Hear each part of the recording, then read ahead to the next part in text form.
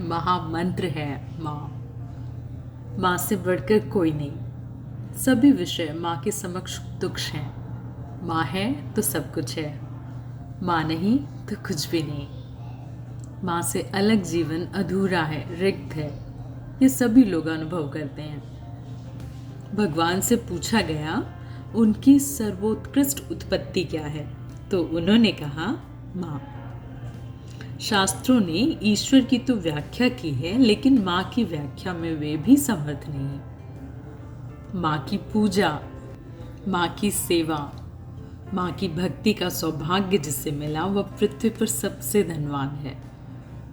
माँ के आशीर्वाद और शुभेच्छा से ऊपर कुछ शेष नहीं बचता। ईश्वर भी माँ के सामने बौना है। भगवान राम और कृष्ण माँ के वात्सल्य में डूब ही गए। अभी तक कोई भी प्राणी उत्पन्न नहीं हुआ जो माँ के आंचल की छांव में अभिभूत ना हुआ हो। वस्तुतः माँ के स्नेह और प्रेम कणों से शिशु का जन्म होता है। संपूर्ण प्रकृति भी माँ स्वरूपा है, जो सृजनात्मकता का प्रवाह बनकर लोकों में व्याप्त है। रचनात्मक प्रवृत्तियां संसार की मातृशक्ति हैं।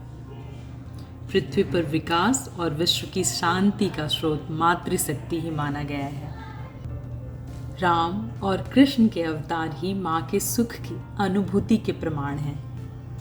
कृष्ण ने माँ की परिभाषा को अपनी लीला में समेट लिया, जिसे देखने सभी देवता नंद बाबा के द्वार पर आते थे।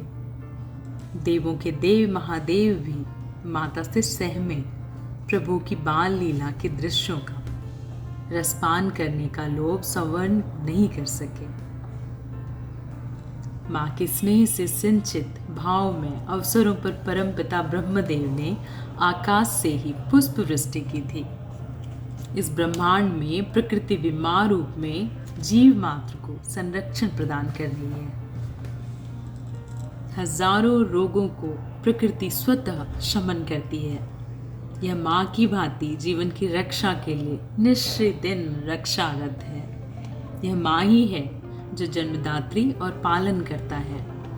योग माया जन जन की माता है, जो सिद्धिदात्री शक्ति स्वरूपा है। माँ के ध्यान से एक सुरक्षा कवच सक्रिय हो जाता है। माँ एक महामंत्र है।